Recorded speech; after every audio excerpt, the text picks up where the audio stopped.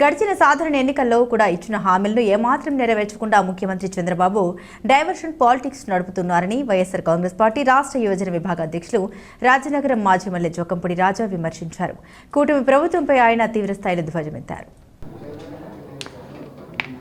శుక్రవారం the Rajahmundry press క్లబ్లో ఏర్పాటు చేసిన మీడియా సమావేశంలో ఆయన మాట్లాడుతూ చెప్పేదానికి చేసేదానికి పొంతం లేకుండా ఉండడమే ముఖ్యమంత్రి చంద్రబాబు నైజమని మరోసారి రుజువైందన్నారు. సూపర్ 6 అమలు చేస్తామంటూ హామీలు ఇచ్చారని, సంపద సృష్టిస్తామని, నమ్మబలికారని, భవిష్యత్ గ్యారంటీ అంటూ గొప్పలు చెప్పారని, 8 నెలలు గడిచినా ఏ ఒక్కటి అమలు కాలేదని విమర్శించారు. జగన్ ప్రభుత్వం ఎన్నో పథకాలు అమలు చేసిందని గుర్తు చేశారు. సంక్రాంతి పండుగకు గతంలో ఎన్నడూ లేని రీతిలో అనే నియోజకవర్గాల్లో కోడి పందాలు, పేకట, గుండాట వంటి జూద శిబిరాలు ఏర్పాటు చేసి కూటమి నాయకులు ప్రజల దగ్గర నుండి కోట్ల రూపాయల డబ్బులు దోచేశారని ఆరోపించారు. రాజనగరం నియోజకవర్గంలో ఇసుక, మద్యం దందాలు పెరిగిపోయాయని, ఇక సంక్రాంతికైతే అన్ని చోట్ల బరులు ఏర్పాటు చేసి ఒక్కొక్కరికి 10 లక్షల నుండి కోటి రూపాయల వరకు వేలం పెట్టి మరీ వసూలు చేయడం ద్వారా ఎమ్మెల్యే బత్తుల బలరామకృష్ణ 10 కోట్లు దండుకున్నారని తీవ్రంగా ఆరోపించారు. పవన్ కళ్యాణ్కి నిజంగా చిత్తశుద్ధి అనేది ఉంటే ముందుగా రాజనగరం ఎమ్మెల్యేని సస్పెండ్ చేయాలని, అలాగే కూటమి నుండి బయటకు రావాలని డిమాండ్ చేశారు. ఏదైతే నారా చంద్రబాబు నాయుడు గారు దాదాపుగా ఆంధ్ర రాష్ట్రానికి అత్యధిక సమయం ముఖ్యమంత్రిగా పనిచేసినటువంటి అనుభవం ఉంది అని చెప్పి పదే నా ఇండస్ట్రీ ఇన్ని సంవత్సరాలని చెప్పి ప్రగల్భాలు పలికేటటువంటి చంద్రబాబు నాయుడు గారు యథావిధిగా ఏదైతే తన ఎలక్షన్ స్ట్రాటజీ తన రాజకీయ అరంగేట్రం చేసిన నాటి నుంచి ఈ రోజు దాకా కూడా ఫాలో అవుతూ ఉంటారు.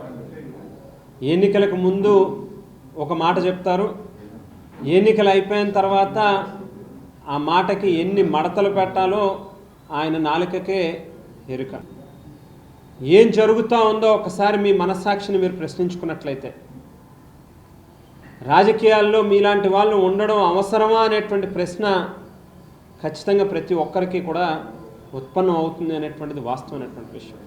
అంటే ఏ స్థాయిలో ఈవేళ ప్రజల నుంచి సంపద సృష్టిస్తాను అని చెప్పినటువంటి చంద్రబాబు నాయుడు గారు సంపద సృష్టించడం అని అంటే విచ్చలవిడిగా మద్యం అమ్మకాలు చేయడం, తద్వారా ఆ డబ్బుల్ని వాళ్ళ జేబుల్లో వేసుకోవడం, లేకపోతే ఎప్పుడు వినని కొత్త పేర్లు.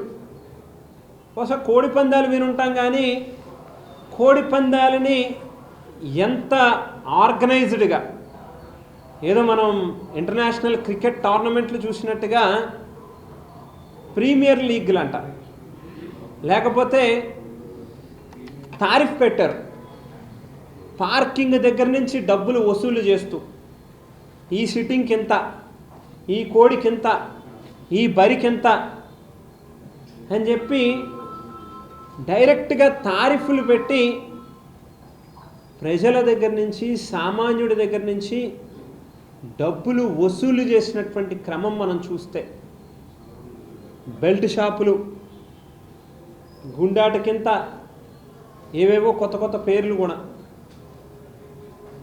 ప్రజల డబ్బులు జేబుల్లోంచి లాక్కుని ఈవేళ కూటమి నాయకులు జేబులు నింపుకోవడమే చంద్రబాబు నాయుడు గారి తాలూకా సంపద సృష్టించడం అనేటువంటి దానికి అర్థమని స్పష్టంగా ఈ సంక్రాంతి సంబరాల్లో ప్రజలకు అర్థమయ్యేటట్టుగా చేశారు అనేటువంటిది వాస్తవమైనటువంటి విషయం.